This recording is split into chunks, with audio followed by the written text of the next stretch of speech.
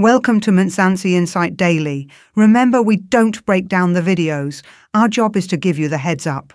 And today, AfriForum says it will lay criminal charges against Cedric and Kabinde over what they call false plot allegations. Let's get into it. They blatantly lied under oath in his evidence to the Parliamentary Committee investigating the Mkhwanazi matter.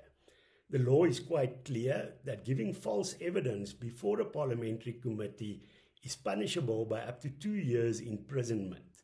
Nkabinde, in his evidence, has shown throughout that he is unreliable. That he did again yesterday with the far-fetched allegations that AfriForum was part of a meeting that planned to get rid of General Phahlane from his position as police commissioner.